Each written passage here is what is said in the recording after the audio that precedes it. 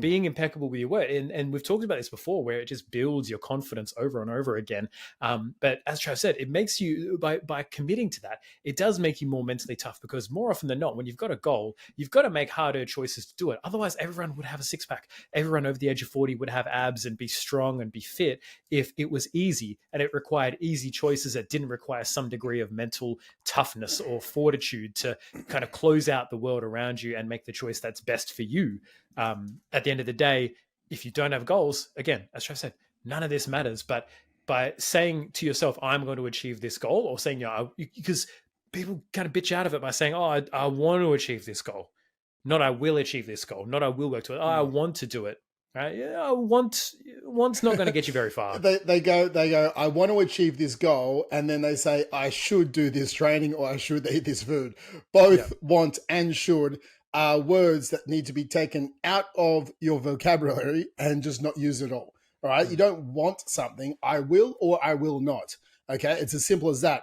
I must or, I won't. It's like you must do this training because I will achieve this goal. Or I think the power of language is probably the most crucial thing that we can use. Not only like the spoken word, okay, being impeccable with your spoken word, but being impeccable with your internal word. I think that is a big thing as well.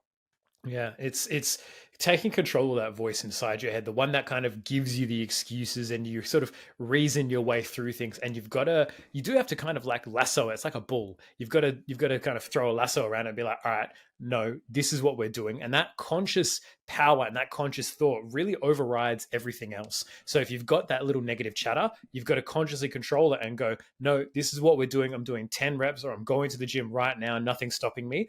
That all it takes is that one pattern interrupt of your regular program schedule to get you moving in the right direction. Yeah, dude, I think the more you listen to, I would label it as your inner bitch.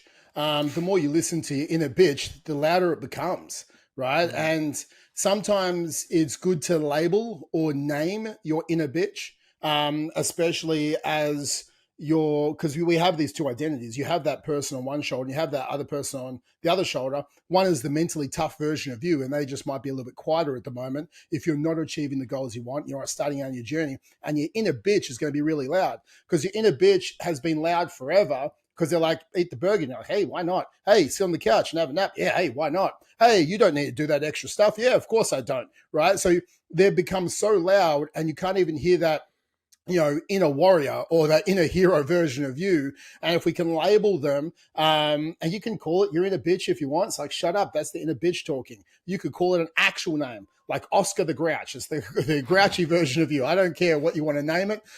Call it something. But if we label something, then we can ask it to go away, right? Because that is, I don't identify with that name.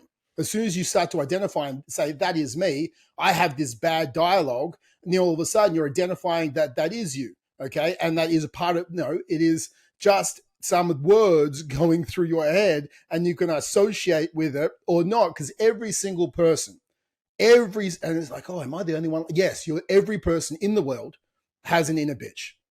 Every single one, right? And going back, David Goggins has an inner bitch. Okay, everyone. I have one, you have one. But the less we listen to it, and the more we listen to that inner boss, the version of us is like, just do the work, man. Step up. You got some fucking goals. Like, achieve some shit today. Oh, I don't want to. Yeah, it's like, shut up, bitch. We're doing it anyway. Like, the more we listen to that inner boss version of us, the more the bitch just cowers down and like goes away. And we hear it less and less. It doesn't mean we don't hear it at all, but it starts to become white noise.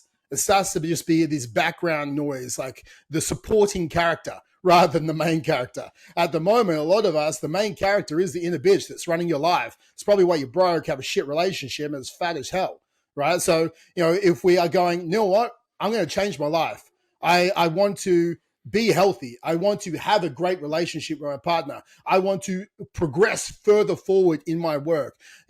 Then we need to silence the inner bitch, which says you have a lack of energy. Yeah, of course you're going to have a lack of energy. You're going to have a lack of energy for a while until you change your habits, right? You have to silence them.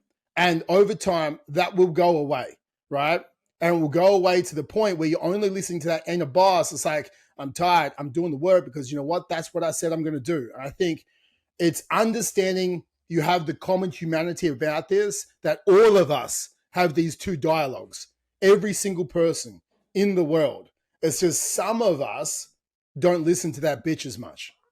Like we think about, everyone's got also intrusive thoughts, random shit that you think about, right? You're driving down the freeway, you see like a group of cyclists, and you just think in your head, what would happen if I just swerved, Dude, just a little. 100%. Yeah, like you have that. It's like, and then maybe maybe one of them they're riding maybe in the full lane and they're blocking it off. Apologies to any cyclists. It's not just you guys, right? There's bad drivers. What if I just fucking ran my car? That guy who cut me off. What if I just Dude. did that? Like we have those thoughts, but we don't act on them all. We don't. If we did, the world would be fucking chaos, right? So, but you could recognize that about whoa, that was kind of fucked up. You can apply the same Yeah. rhetoric to the inner bitch and really be like, whoa, hey, wait, you telling me I can what? Order the cheeseburger and the fries and just smash that all down now and just drink a bunch of no. Well, we don't do that. That's some intrusive shit coming in there. But it takes practice. It takes practice and intention to listen to it. A lot of people think they'll start a program and they hope and pray. They cross their fingers like, oh, you know what, this will be the time. I've even spoken to some clients recently who are like, I've actually done a lot better than I thought I was going to do. I was like, well, why are you downplaying how well you're going to do before you've even started? You're already like, you know what? Nah, these things never really work for me. It gives me a good motivation to sign up to a program and then I just do nothing with it. And then, I guess that's fine. I signed up, did it again. Or I started walking for a week and then I stopped. Oh, well, maybe this whole fitness thing isn't for me. But you've got to take conscious control and direct it into the direction that you want to go. And it takes time, right? Don't expect to be in a boss overnight. That inner bitch has been yelling. It's got a megaphone. It's been going for years, right? You got to start taking power away from that.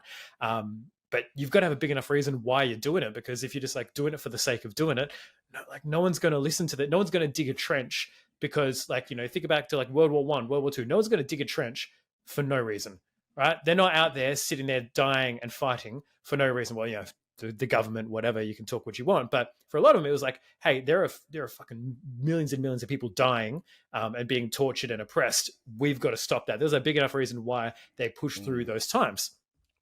Now, I'm not saying you got to go out there and fight World War II, but fuck, if there's a big enough reason behind what you're doing and you want to be a good example for your kids, then all of a sudden it doesn't become about all these little, oh, should I have a salad? Should I have a burger? That's not even the fucking mental bitch conversation you're having anymore. It's an automatic, it's a given as to what you're choosing because you know what it means for you long term.